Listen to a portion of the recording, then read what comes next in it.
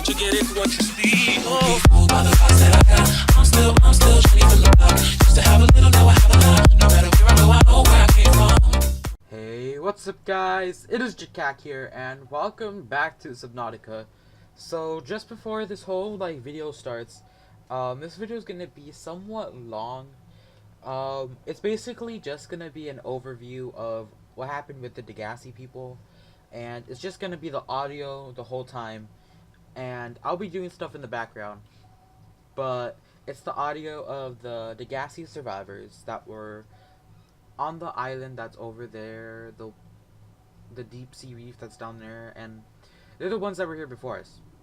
The ones that we tried to rescue, and we fucked up by crashing ourselves here. So, I'm gonna go over that, but, let me just say that I tried to, create a video, I guess, where, I went back down to the primary containment facility and I did shit, but I didn't get the audio, so let's just say that. So yeah, the video started, no shit. But I hope you guys enjoyed this video. It's gonna be just audio it's just gonna be audio the whole time, so I'm sorry about that, and here we go, guys. I thought it might get claustrophobic living underwater. Father feels it is. He'd tell me it was childish, but I stare out of the window and sometimes I think how lucky I am to see this world up close. Back on the island, I wouldn't have believed the creatures that live down here. The fish, they glow. There's one that's 90% eyeball. Snakes twice the length of a habitat compartment.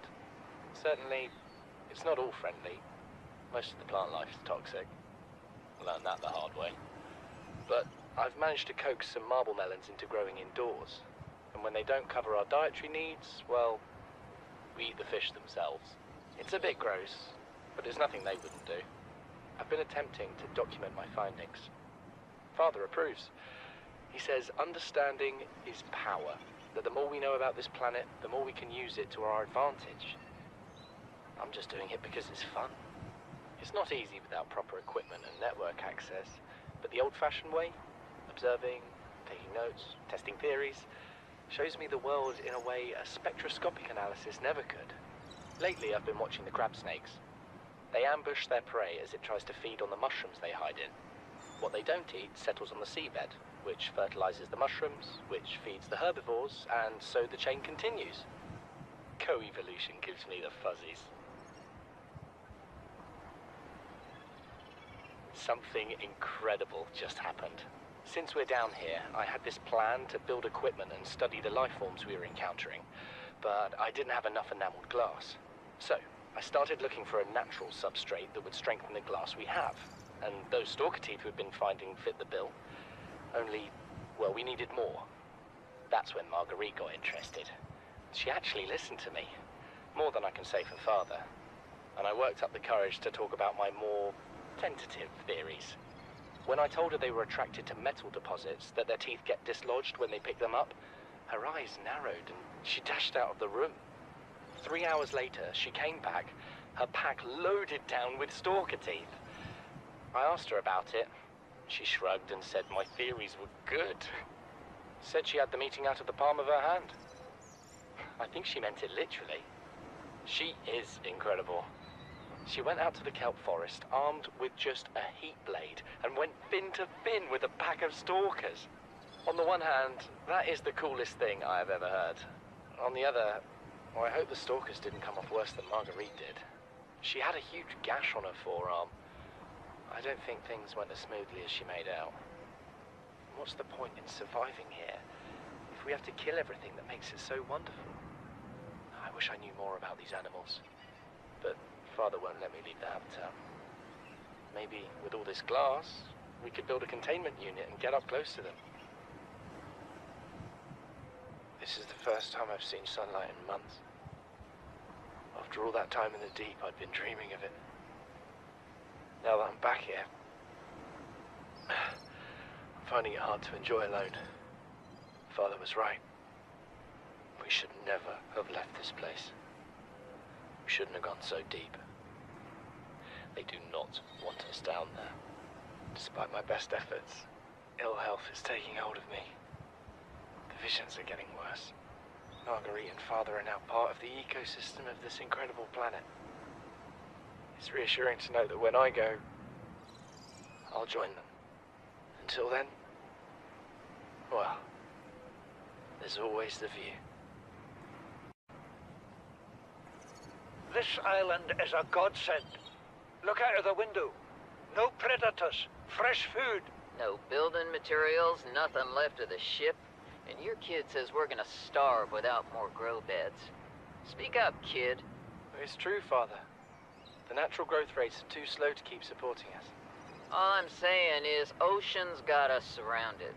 No use hiding. Sooner or later, we'll get our feet wet. The rest of your life may have been a fight, Maida, but I've made my decision. You want to forfeit your emergency pay to take a swim? Go ahead. Believe me, I'm thinking on it. Son, I said wait for the storm to pass.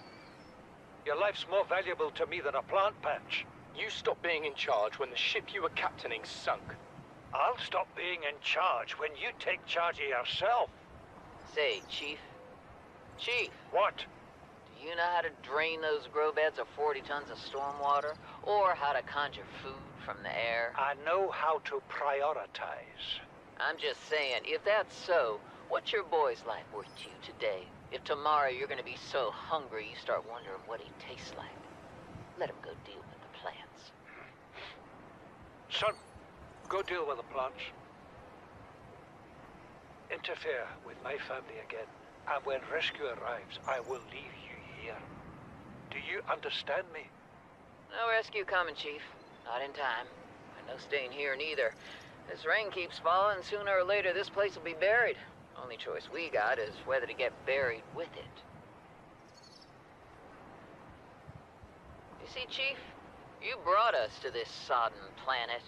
Told us we'd see a lush payday. Now what do we got some 6 weeks later?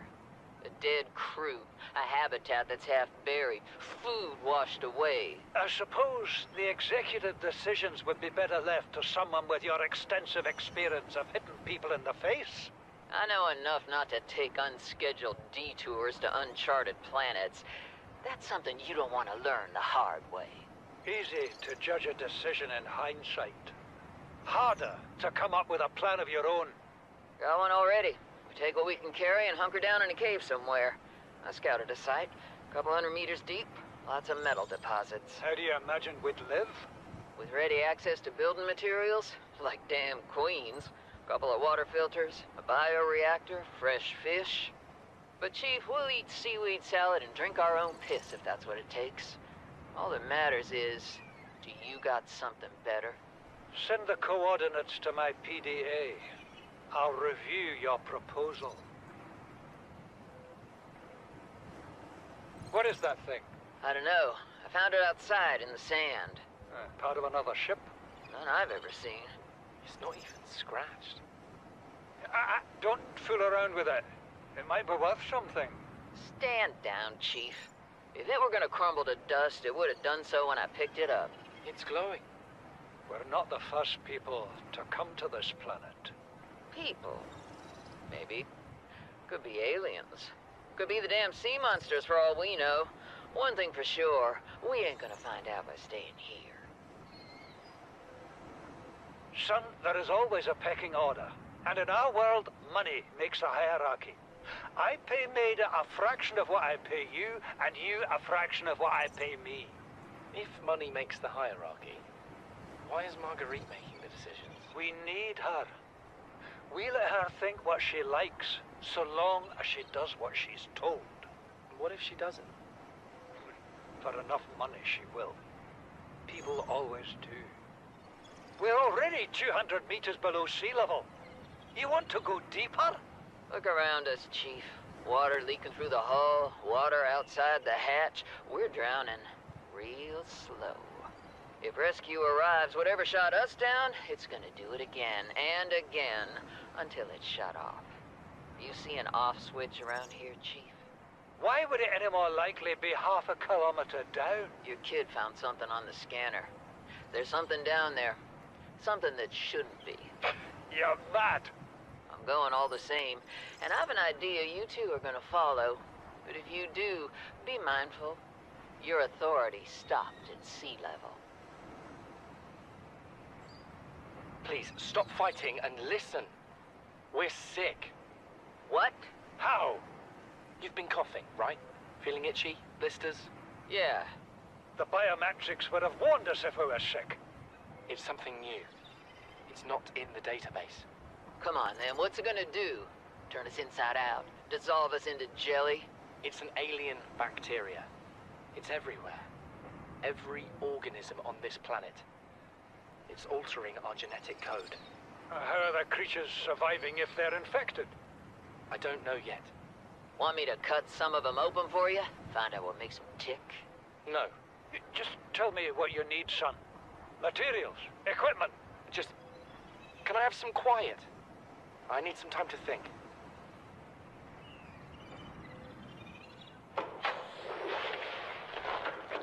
Margaret, Maida has boarded the habitat. What are you so happy about, Maida? Say, kid, I brought you something. Is that a Leviathan outside? Towed it home on the back of the sub. You killed that thing? It's still breathing. I was about to finish the job, but I can stay and chat if you'd like. No? Then make yourself useful and pass me that hardened blade. Are you out of your mind? You brought that thing here? What if it's not as dead as it looks? What if others come? You prefer it got curious and came of its own accord, or got messed up and dragged here? When we get off this planet, I am going to drag you through every court in the damn Federation. I have had it with you, risking our lives. Oh, stow it, Chief. The kid can't kill this disease without fish to study. I'm just bringing him home. But tell her. Tell her I'm right. You're both wrong. Marguerite, I can't find out how they resist the bacteria if you slaughter them all. It ain't always they oblige in coming in alive. He means you're being reckless. Father, the outcome's no better if we hole up in here and don't go outside. But we have to find a middle way. There is no compromise. Not while she's on my sea base. Your sea base? I'm going outside. Bart, Torgal has disembarked the habitat.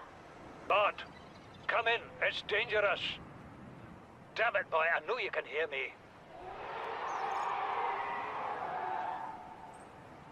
Chief. Chief, get off the radio and put on your helmet. What? Brace!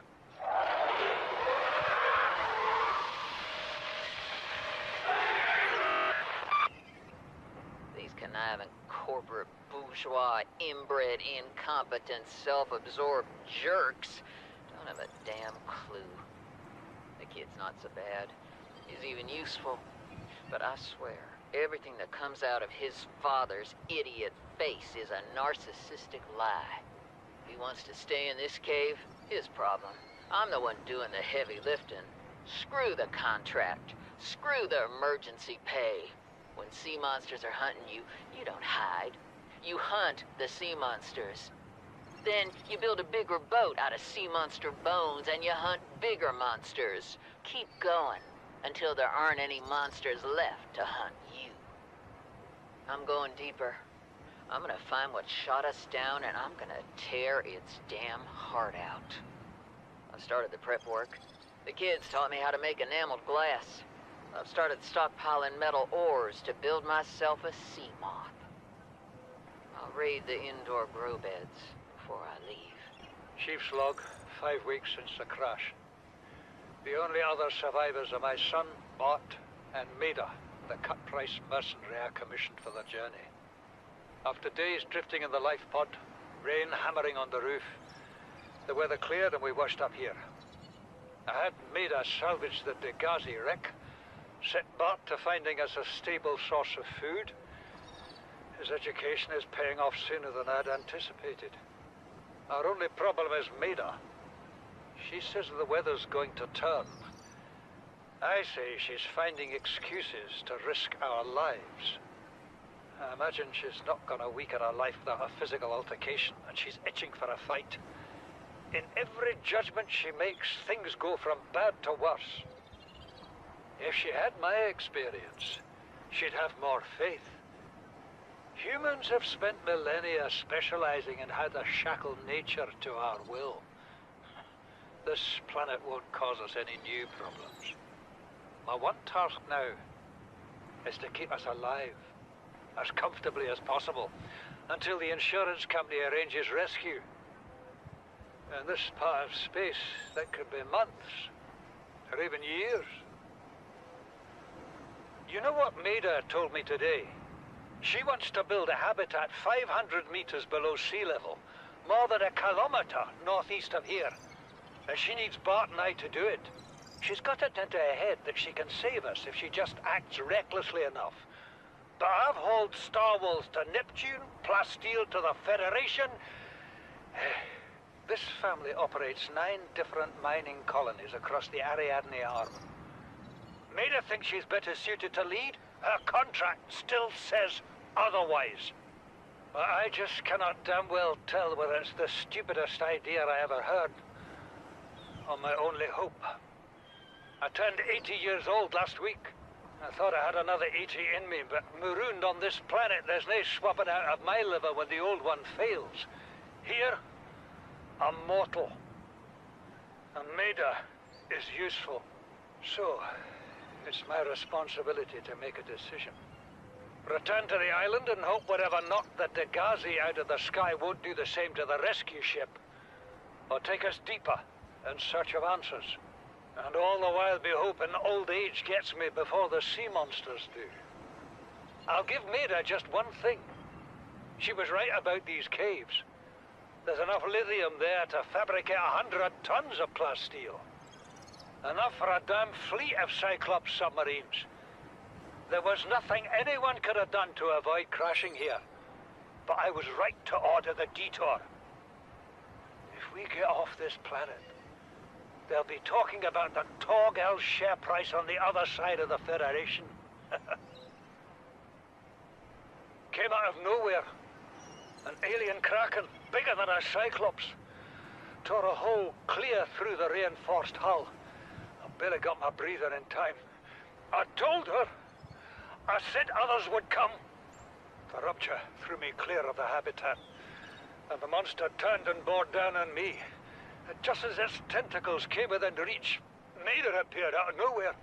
She had a sea glide in one hand, a jagged piece of scrap metal in the other. She meant to butcher that beast or die trying. The last I saw her, she had the metal lodged in its neck as the monster did its best to shake her, contorting off into the darkness. I'm certain she got her wish, one way or another.